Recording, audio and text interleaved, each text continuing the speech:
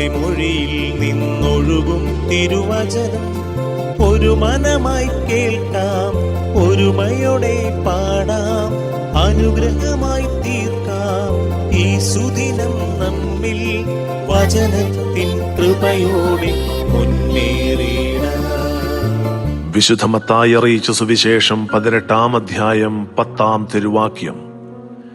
ഈശോ അരുളി ചെയ്തു, ഈ ചെറിയവരിൽ ആരെയും നിന്ദിക്കാതിരിക്കാൻ സൂക്ഷിച്ചുകൊള്ളുക. കാരുണ്യവാനും സ്നേഹനിധിയുമായ ഞങ്ങളുടെ നല്ല ദൈവമേ, ഈ ദിവസം അങ്ങ് ഞങ്ങളോട് അരുളി ചെയ്യുക ഈ ലോക ജീവിതത്തിൽ വളരെ പ്രത്യേകമാവിധം സൂക്ഷിക്കേണ്ട ഒരു കാര്യത്തെ പറ്റിയാണല്ലോ.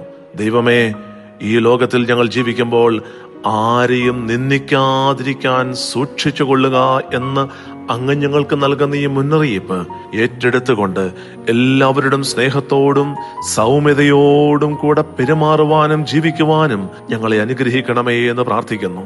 എന്തെന്നാൽ അങ്ങ് തിരുവചനത്തിലൂടെ അരുളി ചെയ്യുന്നുവല്ലോ, സ്വർഗത്തിൽ അവരുടെ ദൂതന്മാർ എന്റെ സ്വർഗസ്ഥനായ പിതാവിന്റെ മുഖം എപ്പോഴും ദർശിച്ചു കൊണ്ടിരിക്കുകയാണ് എന്ന്.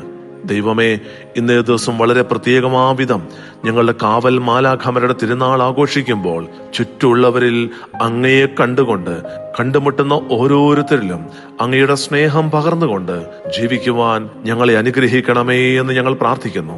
ദൈവമേ, സ്വർഗത്തിലേക്കുള്ള എന്റെ യാത്രയിൽ അങ്ങ് എനിക്ക് നൽകിയിരിക്കുന്ന എന്റെ കാവൽ മാലാഖയുടെ സാന്നിധ്യം എപ്പോഴും തിരിച്ചറിഞ്ഞുകൊണ്ട് അങ്ങയുടെ കരം പിടിച്ച് ജീവിക്കുവാനും ആരെയും നിന്ദിക്കാതെ ജീവിക്കുവാനും ഈ ദിവസം ദൈവം എന്നെ അനുഗ്രഹിക്കട്ടെ എന്ന് പ്രാർത്ഥിച്ചുകൊണ്ട് നമ്മുടെ കർത്താവ് ഈശോ മിശിഹായുടെ കൃപയും പിതാവായ ദൈവത്തിന്റെ സ്നേഹവും പരിശുദ്ധാത്മാവിന്റെ സഹവാസവും പരിശുദ്ധ അമ്മയുടെയും നീതിമാനായ മറിയൗസേപ്പിന്റെയും മാധ്യസ്ഥവും സകല മാലാഖമാരുടെയും സകല വിശുദ്ധരുടെയും സംരക്ഷണവും നൽകി സർവശക്തനായ ദൈവം നിങ്ങളെ ആശീർവദിച്ച് അനുഗ്രഹിക്കട്ടെ, ഇപ്പോഴും എപ്പോഴും എന്നേക്കും. ആമേൻ. വചനത്തിൻ കൃപയോടെ മുന്നേറി